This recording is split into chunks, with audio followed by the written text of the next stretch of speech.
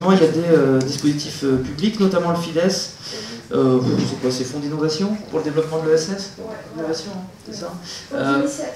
Ouais, c'est ça. Qui me permettra de parler de Neuractive d'ailleurs après.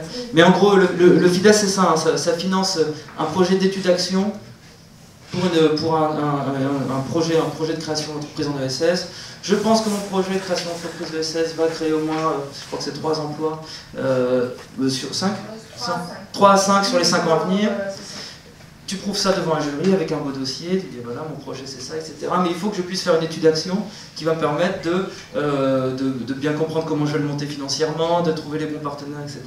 Et le FIDES vient financer cette étude d'action pendant 9 mois. En gros, du coup, tu es salarié pendant 9 mois. Il faut une structure porteuse qui te salarie, mais qui reçoit les sous du FIDES, qui met un petit peu de complément pour faire cette étude d'action. Donc là, on est plutôt effectivement sur l'émergence. On est sur le moment où tu as l'idée et tu veux la prouver, tu es un petit peu engagé, etc.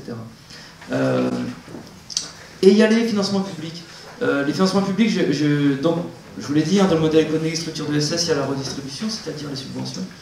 Pourquoi la redistribution? Parce qu'en gros, vous payez vos impôts qui sont centralisés, qui sont redistribués aux territoires qui financent des projets de création d'entreprise. Et la subvention, elle n'a sa définition juridique que depuis 2014, que depuis la loi. C'est-à-dire, avant ça, c'était la jurisprudence qui disait la subvention, etc. Ce que dit la loi, maintenant, c'est que la subvention, c'est le financement du projet d'une entreprise ou d'une asso par de la puissance publique. Il faut toujours comprendre qu'une subvention, c'est la rencontre de deux intérêts. Hein. Une politique publique qui a envie, par exemple, qu'il y ait du développement culturel sur son territoire rural où il n'y a pas de structure culturelle, et le projet d'une asso qui, effectivement, je sais pas, de 15 clampins qui veulent effectivement monter du théâtre et des ateliers théâtraux. Et c'est la rencontre de ces deux intérêts qui vont faire qu'il y a une subvention qui vient financer une partie du projet. Et très souvent du démarrage. Si on doit pas avoir un problème, hein, dans l'ESS, il y a un manque de financement sur du développement encore. Enfin, il y a la BPI qui commence à avoir des trucs, mais plutôt pour des gros machins. Et il semble qu'il y ait une zone là, à un moment où il y a des difficultés pour les projets d'utilité sociale de trouver un financement de développement. Aujourd'hui, on est 8 dans la boîte, donc tout a été très très vite.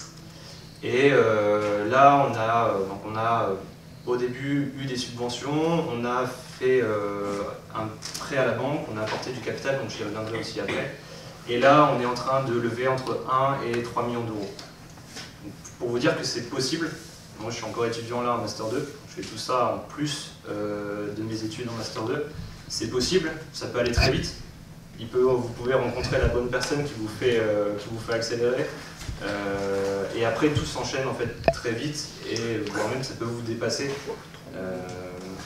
Moi je pensais pas qu'il y a un an de ça que tout se serait passé aussi vite.